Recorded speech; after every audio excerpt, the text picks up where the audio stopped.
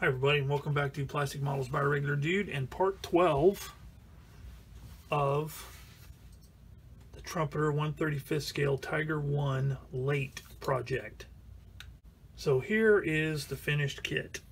And first of all, before I go too far, I just want to thank Jim Srinaski, I hope I'm pronouncing it somewhat right, for sending me this kit to build. I really appreciate it, and I had a lot of fun with it. It's a really good kit, and talk a little bit about that right now. So my thoughts on the kit are these. Number one, it was a very easy kit to build. Had a really nice amount of detail on it without it being overly complicated with a lot of little small parts. So I would say it falls somewhere in between, say, Tamiya and, since they're really common, Tamiya and Dragon. It's kind of in between that. Some of the other kits would fall under really complex as well, but I've had experience with both of those, and this is a good combination of good molded on detail and good detail that the modeler has to add. I didn't have any problems with fit. Everything went together easily and as it should. For a two-piece barrel, this one was really good, and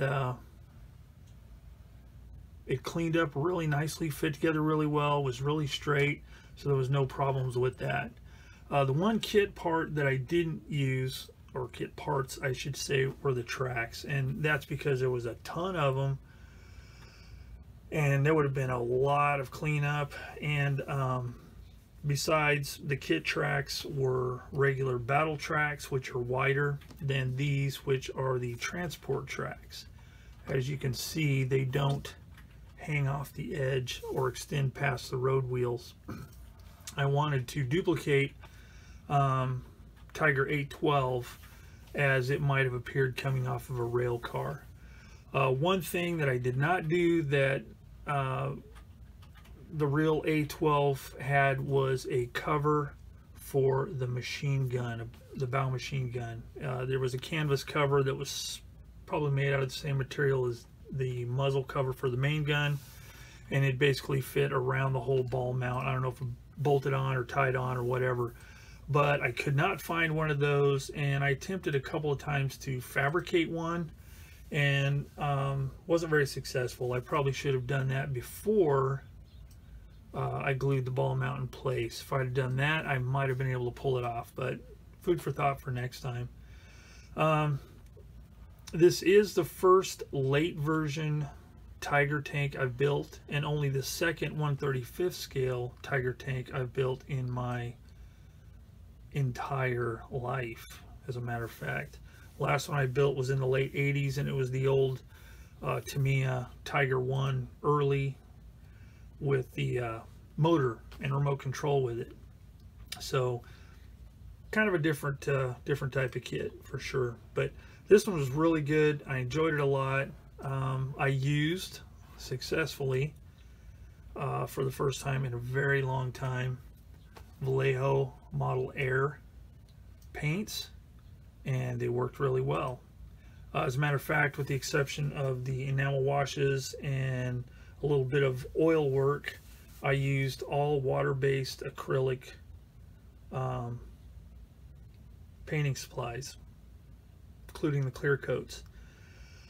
Something I've been wanting to do and something I've been putting off, but I was able to pull it off, and I'm pretty stoked because it's going to be a lot more, or a lot less, toxic around the house with all those horrible Tamiya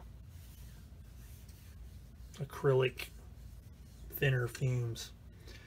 But anyway, great kit, loved it, had a lot of fun. Real quick note on the Zimmerit that comes with it. It's the polystyrene, just like the model kit, Zimmerit coating, and it fit perfectly. And the nice thing is there's so much extra that if you need to patch anything or if you want to modify something for it to fit a little bit better, you can easily do that with the extra plastic that's left from the actual parts. For example, this is all leftover stuff. There's two of these. One that has all the side, the whole parts, and then the turret parts in the rear of the hull. And it's just really good stuff. It's super easy to apply, super easy to work with, and I gotta say, given a choice, that would probably be my Zimmerit of choice for model kits. It looks good, it details up good, and the fact that it's really thin and fits so well, you don't end up with a lot of weird joints or anything like that. So just worked out really good. So again, this is the Trumpeter 1/35 scale Tiger Late in the markings for A12, as it would have come off of a rail car perhaps. So anyway, if you've been following along on this series, I hope you enjoyed it and maybe learned something from some of the techniques I used. And as always, if you have any questions, comments, concerns, hints, tips, any of that kind of stuff, put them in the comments section down below and I'll get back to you as soon as I can. So I have a slideshow ready to go, and after this video part's done, I'll start it up. So as always, thanks for watching Plastic Models by a Regular Dude, and I will see you all next time.